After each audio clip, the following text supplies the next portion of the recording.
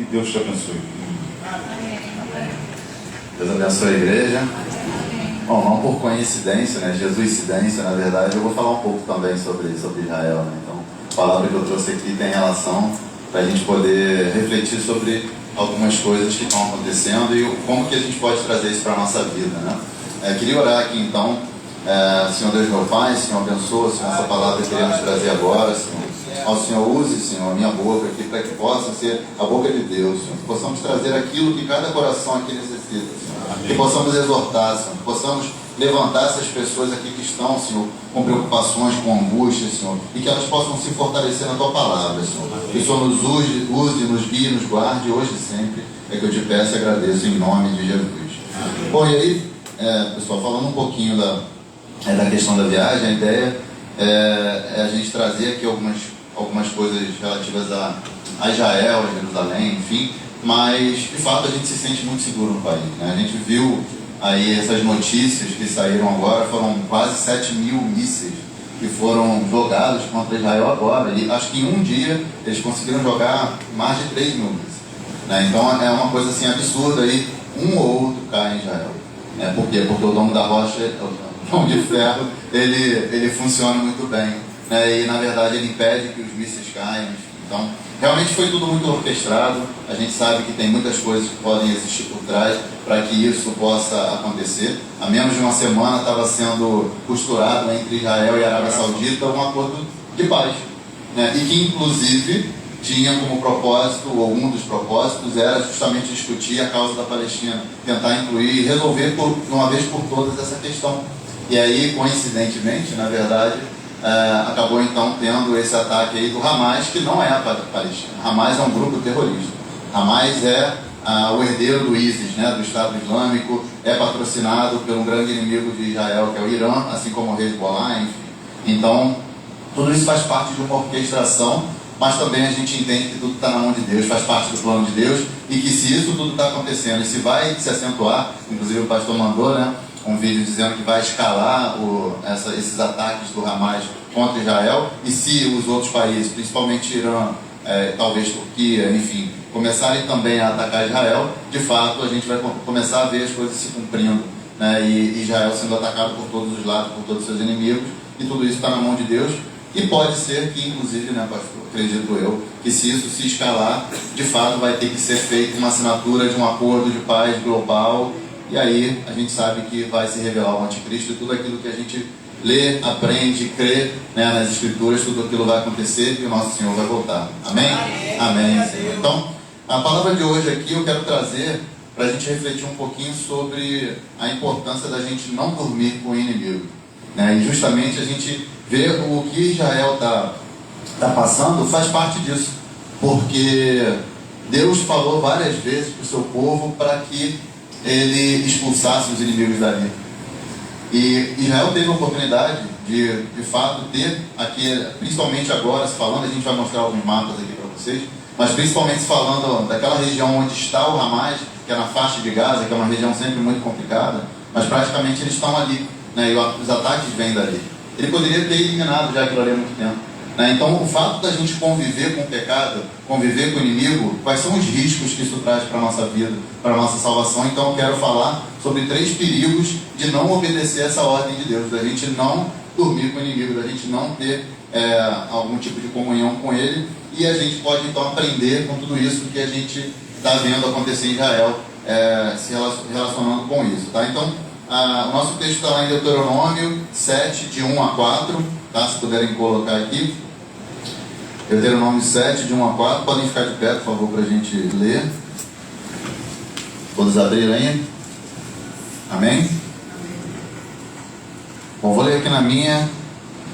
Quando o Senhor, teu Deus, te introduzir na terra a qual passas a possuir, e tiver lançado muitas nações de diante de ti, os heteus, os girgazeus, os amorreus, os cananeus, os ferezeus, os heveus e os jebuseus, 7 nações mais numerosas e mais poderosas do que tu, e o Senhor teu Deus as tiver dado diante de ti, para as ferir, totalmente as destruirás. Não farás com elas aliança, nem terá piedade delas.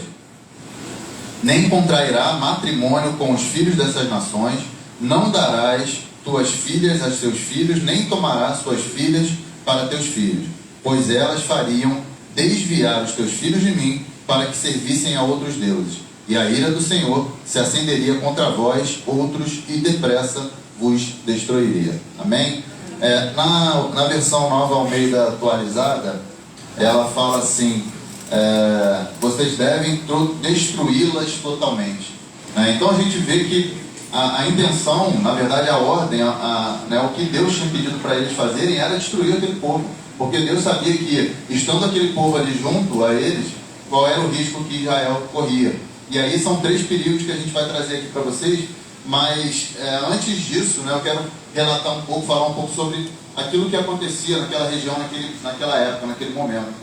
Então, quando a gente olha aqui no primeiro versículo, que ele fala o nome dos povos, Eteus, Gazeus, enfim, Deus disse para eles que ele daria esses povos na mão deles.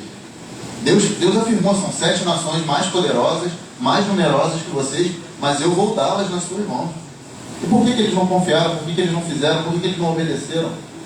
E às vezes é assim que a gente age, Deus fala para a gente fazer algo e a gente teima em fazer algo diferente. Deus fala que a vitória está dada na nossa mão e a gente tenta seguir a nossa própria vontade, o nosso desejo, e a gente acaba botando os pés pelas mãos. Então bastaria que eles crescem, que eles acreditassem naquela palavra de Deus e se sentissem ali realmente confiantes ou donos daquela vitória, para que eles então pudessem expulsar de fato aqueles povos da terra prometida.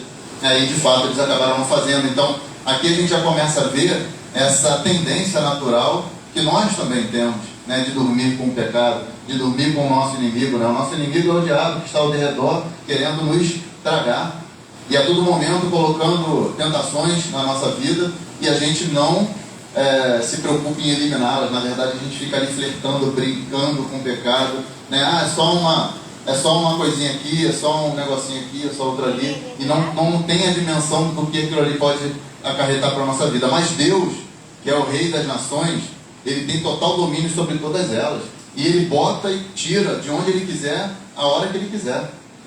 Então ele poderia fazer tudo e muito mais pelo povo de Israel. E aí também a gente vê que em Êxodo 34, 11, 16, tem uma passagem que é anterior, na verdade, se a gente for falar cronologicamente, mas já falava sobre isso. E aí no versículo 11 ele diz assim, se puder colocar Êxodo 34, 11: observe o que hoje eu ordeno a vocês: eis que expulsarei da frente de vocês os amorreus, os cananeus, os heteus, os ferezeus, os heveus e os jebuseus. Interessante porque aqui ele fala só 6 povos, não fala os 7. Ele omite aqui os gigazeus por algum motivo, mas aí a gente pode então analisar de onde vêm esses povos, quem são esses povos, como é que eles surgiram ali. E na verdade a gente vai ver que os heteus, eles são descendentes de Cã, assim como outros povos mencionados também nesse versículo. Os amorreus são os povos que viviam na montanha, isso segundo alguns autores, de acordo com a tradução, enfim, do hebraico. Então amorreus que vêm da montanha, alguma coisa nesse sentido. Os cananeus, eles tinham então eles estavam espalhados pela terra e viviam em várias áreas daquelas terras ali, que na verdade acabou se referindo a Canaã ou cananeus, a todo aquele povo. Depois, vira e mexe, a gente usa esse termo cananeus para se referir a todos os inimigos que viviam ali naquela época. E os ferezeus também eram associados a eles. Os heveus, eles viviam nos arredores de Siquém, um território que era de Gibeonita, e no norte, perto do Monte Hermon. E os jebuseus, que vem da origem justamente do nome anterior que era de Jerusalém, que era Jebus. Então os jebuseus viviam ali naquele lugar, e os gigazeus significam que ocupam um terreno argiloso. Então são as várias denominações que a gente tinha naquela época para esses povos que vinham realmente lutar contra o que Israel tinha que lutar contra. Se puder botar o primeiro mapa para mim aqui, só para a gente ver como é que eles se espalhavam ao longo de Israel. Isso. Aí a gente vê então, isso aqui tem algumas controvérsias, óbvio, e alguns outros historiadores e teólogos, enfim, falam de uma forma diferente, mas a gente vê como que eles estavam espalhados ao longo de Israel. Então, em toda a terra prometida, ainda não era Israel, mas em toda a terra prometida eles estavam espalhados, do norte até o sul. Heveus, gigazeus, amorreus, jebuseus, ali em Jerusalém, os cananeus, ferezeus e heteus, enfim. E a gente vê o quanto que que Israel tinha que lutar, né? Quantos povos com os quais Israel tinha que lutar, mas bastava o quê? Bastavam eles crer. Bastavam eles então acreditarem nas promessas do Senhor, e é assim que a gente tem que viver. A gente tem que viver acreditando nas promessas do Senhor, crendo que Ele está no controle de todas as coisas e que Ele vai cumprir aquilo que Ele prometeu para o seu povo. Amém? Amém. E aí é interessante, né, quando a gente olha para essa imagem aqui, só para conectar com o papo que a gente estava falando antes. Tem Palestina aqui? Tem alguma coisa de Palestina aqui? Alguém viu algo sobre Palestina aqui? Não, né? Interessante, né? De onde surgiu a Palestina? Daqui a pouco a gente fala um pouquinho mais. E aí, então, para a gente entender um pouco mais esses perigos que a gente pode enfrentar, que a gente pode sofrer quando a gente não obedece e a gente dorme com o inimigo, primeiro é que o inimigo ele pode te matar a qualquer momento. Da mesma maneira que Israel acabou de sofrer um ataque, e aí mais de 1000 israelenses já se foram. Inclusive a gente viu notícias aterradoras, né, de mais de 100 bebês que foram encontrados mortos, alguns decapitados. Enfim, é uma tristeza muito grande. Então, o inimigo ele pode a qualquer momento, se você estiver andando com ele, estiver ali ao lado dele, ele pode vir enfiar uma faca no seu peito, né, e te matar de fato, né? Então, e o pecado ele mata, não é isso que fala a palavra? O salário do pecado é a morte. Então, se a gente não se preocupar em eliminar o inimigo da nossa vida, ele pode nos matar a qualquer momento. E aí, quando a gente olha lá no versículo 2, né, Deus fala justamente isso, que ele tinha que eliminar, o povo tinha que eliminar o inimigo, para que ele não corresse esse risco. E quando o Senhor, seu Deus, as tiver entregue nas mãos de vocês para que os ataquem, vocês devem destruí-las totalmente. E aí na Bíblia de Jerusalém está escrito assim: sacrificará como anátema. Anátema é maldito. Então você tinha que sacrificar mesmo os inimigos, matar mesmo. Você não tinha que ter pena, nem piedade, nem nada. Você tinha que realmente eliminar para que você evitasse um risco maior. Então, quando a gente olha para essa aliança que Deus constrói com o seu povo, é uma aliança que é exclusiva. Deus quer exclusividade. Deus quer que Ele tenha a primazia na nossa vida, né? E a gente tem que agir com Ele. E aí, pactos com outras nações são proibidos, principalmente quando se fala em termos de religião. A gente tem que evitar, né? E aí o povo tem que evitar, teria que evitar pactos com outras nações de qualquer maneira. Então as nações aqui que foram mencionadas, elas já habitavam ali, mas elas estavam sendo punidas pelos seus pecados. Se a gente olha lá em Deuteronômio 7,16, justamente Deus está falando que eles estão sendo punidos por causa dos pecados deles, por causa da idolatria, por causa de toda sorte de iniquidade que eles cometiam. Então Deus estava também usando Israel para punir aquelas nações. Então, às vezes, uma ação que Israel deixou de fazer, deixou de cumprir o propósito de Deus. Era a vontade de Deus que aquela nação fosse punida e Israel não cumpriu. Então, para a gente ver o quão grave é essa desobediência, comprometendo o castigo do próprio Deus. Indo para o segundo ponto, então falamos da possibilidade, né, do inimigo, do pecado te matar.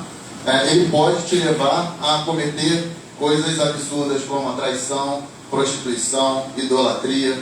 Então, quando a gente flerta com o pecado, quando a gente brinca com o pecado, quando a gente anda com o inimigo, a gente pode ser levado a isso. Então, quando a gente olha lá em Deuteronômio 7, 3, 4, ele fala: não se casem com pessoas dessas nações, não deem suas filhas para essa gente, não tomem os filhos para os filhos de vocês, pois eles levariam os filhos de vocês a se desviar de mim, para que servissem outros deuses, e assim a ira do Senhor se acenderia contra vocês e depressa ele os destruiria. Então, Deus avisou: se vocês andarem com eles, a minha ira vai se acender contra vocês, a minha ira vai destruir vocês.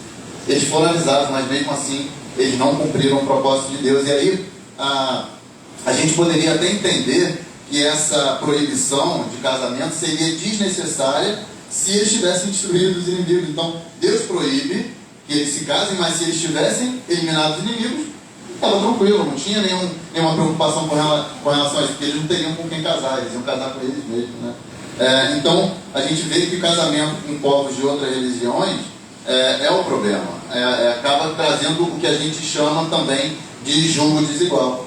Lá em 2 Coríntios 6,14 fala sobre isso, sobre a questão do julgo desigual. Então, quando a gente tem um casamento, quando a gente vive ali com uma pessoa de uma outra religião, a tendência é que essa pessoa nos afaste de Deus e não o contrário, a maioria das vezes. E isso era o que acontecia com eles também. E também a gente vê a história de Salomão, né? Salomão, então, foi, acho que, o exemplo mais grave ou maior que a gente teve aí, porque realmente ele acabou tendo aí, se envolvendo com 900, né, mil concubinas e esposas e de outras religiões, adorando outros deuses, e aí fez com que ele realmente caísse para o pecado da idolatria. E Deus compara, né, todo mundo sabe que Deus compara a idolatria com adultério.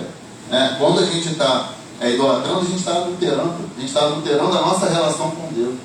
Certo? Então a gente precisa se preocupar com isso. E lá em Êxodo 34, de 11 a 16, também fala, né, que com isso ia nos levar o povo a adorar outros deuses, que era o que Deus queria evitar. E a gente não deveria se ajuntar em afinidade, amizade com eles. Né? Então Deus é zeloso. Ele é zeloso no sentido de não somente ter uma intenção de que nós adoremos somente a Ele, mas que também nós não venhamos a cometer esse pecado da idolatria, que nós venhamos a adorar outros deuses e venhamos a abandonar a nossa adoração a Ele. E aí a gente não consegue adorar a Deus corretamente se a gente não o adorar exclusivamente. Ele quer exclusividade na nossa vida, Ele quer primazia na nossa vida. E aí a gente fala inclusive de coisas que no dia a dia a gente também idolatra.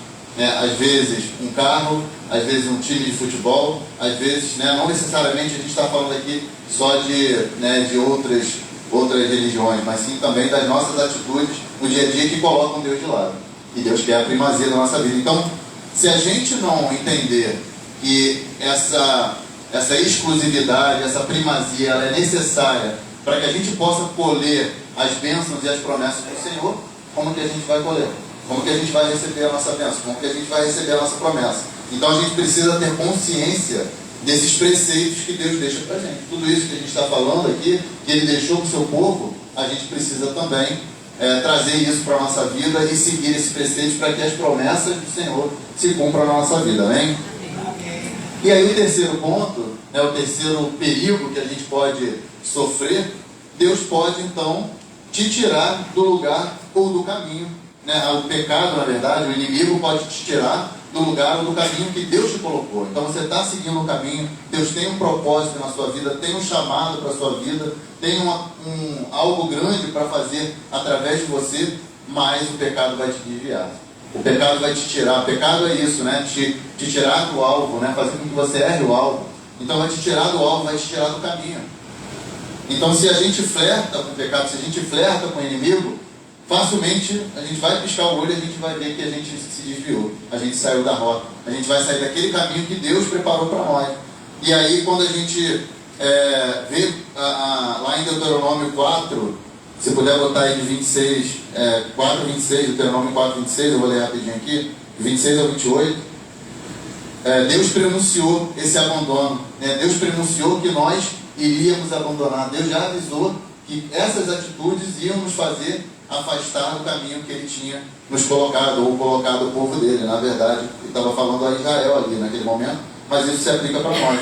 Então Ele fala: hoje tomo o céu e a terra por testemunha contra vocês, que vocês serão imediatamente eliminados da terra da qual, passando o Jordão, vocês tomarão posse. Vocês não prolongarão os seus dias nela, pelo contrário, serão totalmente destruídos. O Senhor os espalhará entre os povos, e restarão apenas alguns de vocês entre as gentes aonde o Senhor os levará.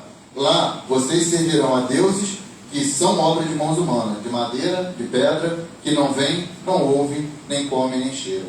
Então Deus anunciou, Deus avisou que se eles começassem a flertar com o inimigo, se eles permitissem que o inimigo estivesse ali, isso ia acontecer, e de fato aconteceu. Israel foi espalhado, e aí tudo isso que a gente vê, todas essas lutas, todas essas dificuldades que Israel passa são consequência desses atos que Israel cometeu.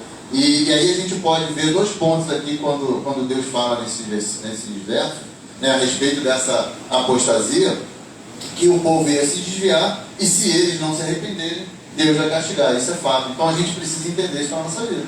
Se a gente não tomar cuidado, se a gente flertar com o inimigo, a gente vai acabar desviando. É só uma coisinha aqui, é só um videozinho aqui, é só uma musiquinha aqui. E aí daqui a pouco, quando a gente vê, a gente já está com os dois pés na lama e já não tem mais como sair. E aí isso a gente vai se desviar, mas se a gente não se arrepender, Deus vai castigar, Deus vai vir com a mão pesada sobre nós. Então, enquanto a nação de Israel, trazendo para o que Deus falou para eles, fosse fiel para ele, fosse fiel a Deus, ela seria especial para Deus, e Deus ia cuidar, e Deus ia dar o quê? A vitória. O que Deus prometeu? Que ia derrotar as 7 nações, que ia entregar na mão deles, se eles obedecessem, se eles seguissem, né? Mas então, Deus não ia abandoná-los, Deus ia dar-lhes a terra prometida, mas se eles rompessem um relacionamento com ele, não seria diferente dos outros países. A partir do momento, então, que a gente rompe o relacionamento com Deus, o que acontece? A gente vai ser tratado como o mundo aí fora. A gente vai ser tratado como gentil. Embora às vezes ele ainda venha avisar. Quando a gente está desviado, quando a gente está fora do seu caminho, ele ainda avisa, manda pessoas, manda situações e fala: olha, volta para mim. Mas a gente, cego, guiado pelo inimigo, guiado pelo pecado, a gente acaba não ouvindo e a gente não volta e a gente acaba sofrendo por isso, né?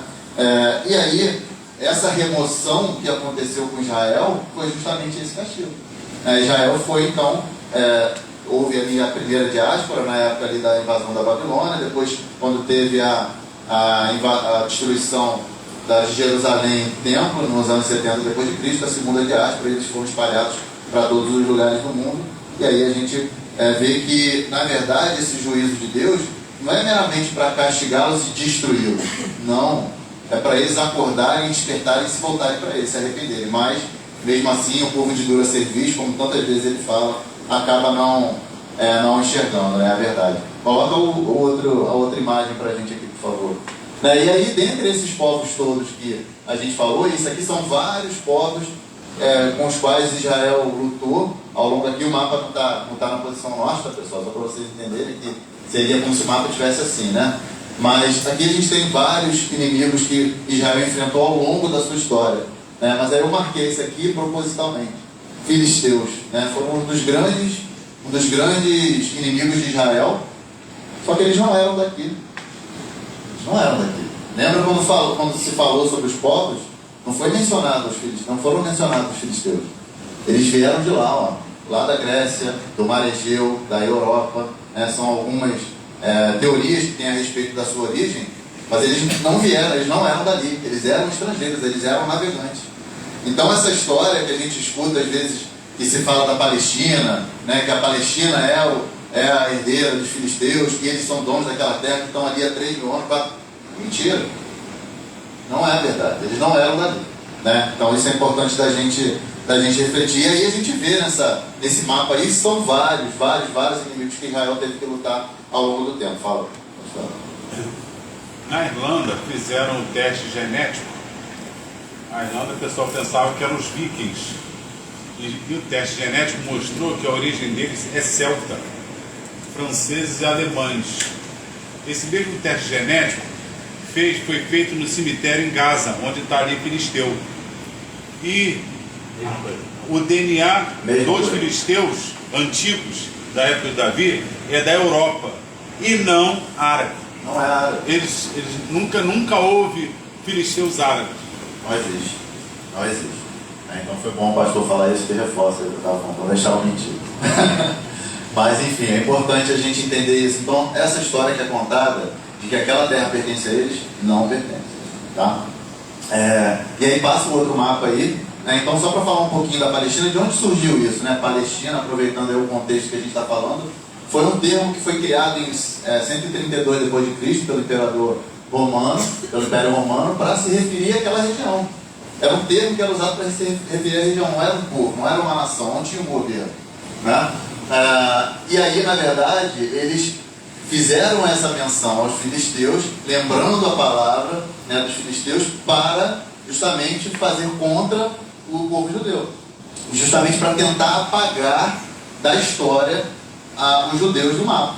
A ideia de usar o termo Palestina era para fazer com que a nação judaica deixasse de existir até mesmo na história, para contar uma outra história, para dizer que a origem deles era ali, mas não era, como a gente mencionou. Não era uma nação e nunca teve nenhum governo. Então é importante a gente entender isso, né?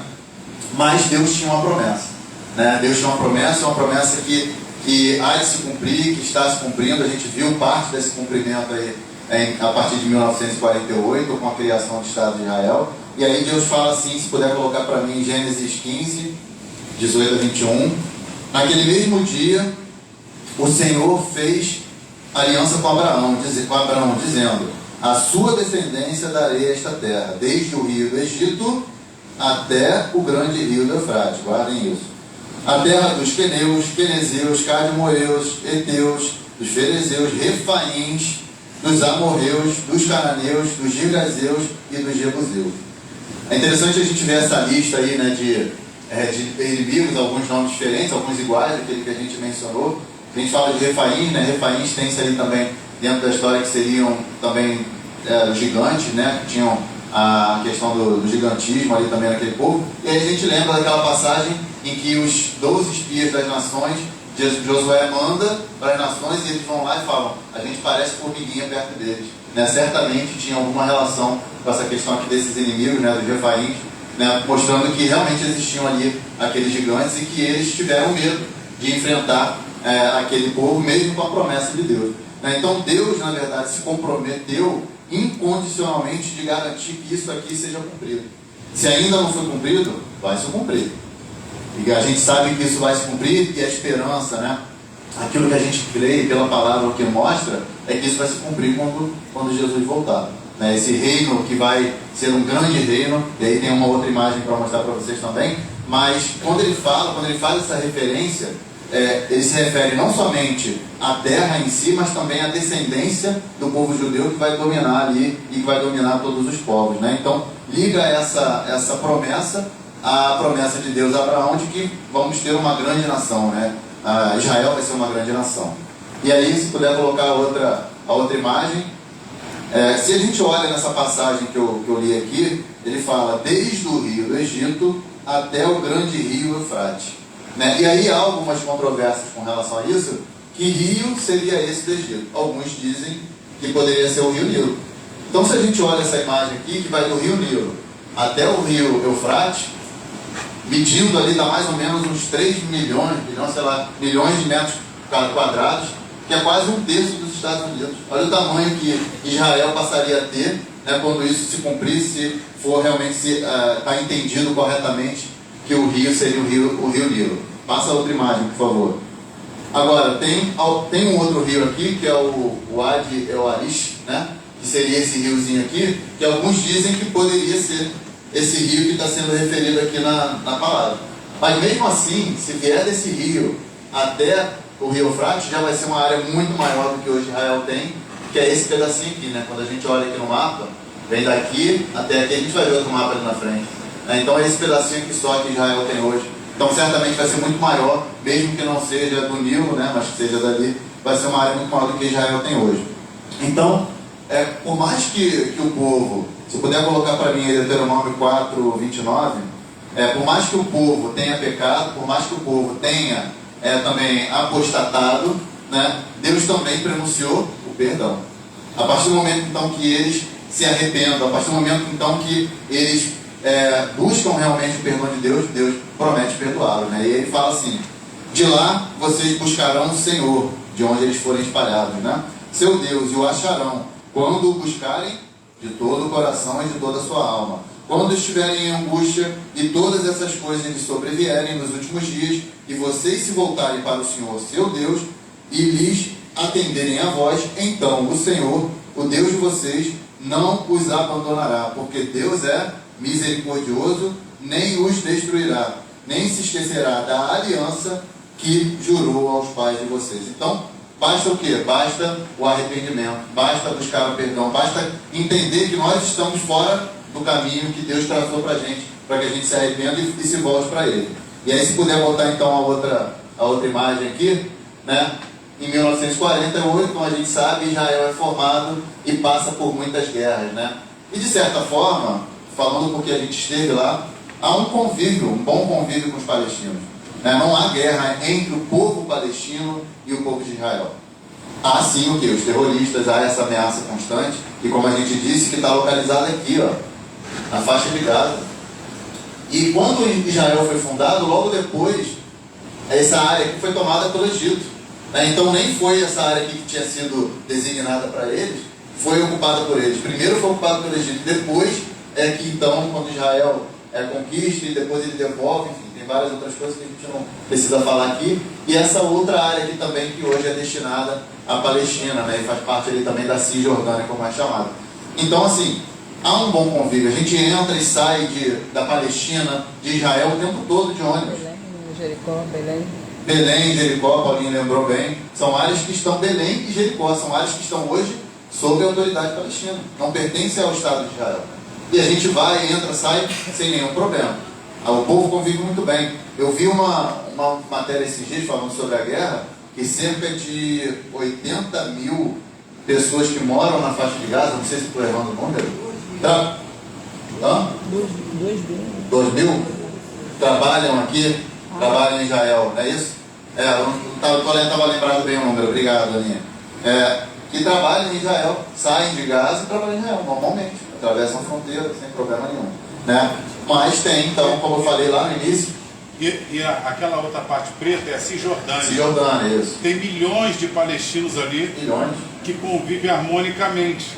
O Hamas, que dominou a faixa de Gaza, porque há 15 anos atrás Israel, de tanto eles reclamarem, falou, então tá, fica só vocês, tirou todo mundo de lá. Isso. Então, na verdade, não tem por que dizer que Israel está vivo e mandando lá, porque Israel nem se mete. Nossa. Aí o Hamas, que é um grupo terrorista, tomou o poder daquele pedacinho. Aquele pedaço maior, que é a Cisjordânia, está cheio de palestinos, inclusive o templo de Jerusalém é dominado por eles, recebem dinheiro de Israel, convive, os turistas passeiam ali por dentro sem problema. Belém está mais ou menos aqui, ó, foi onde a gente ficou bastante tempo, está aqui dentro da área palestina, e Jericó está aqui, ó, dentro da área palestina. E convive tranquilamente, né? Só que tem a questão aqui, isso aqui, né? Os terroristas que causam toda essa questão. Então, só para a gente fechar o nosso papo, e eu aproveitei, né, porque tem tudo a ver com o momento que a gente está enfrentando, aproveitei essa questão de Israel. 100 mil trabalhadores. Então, lembrava que era um número alto.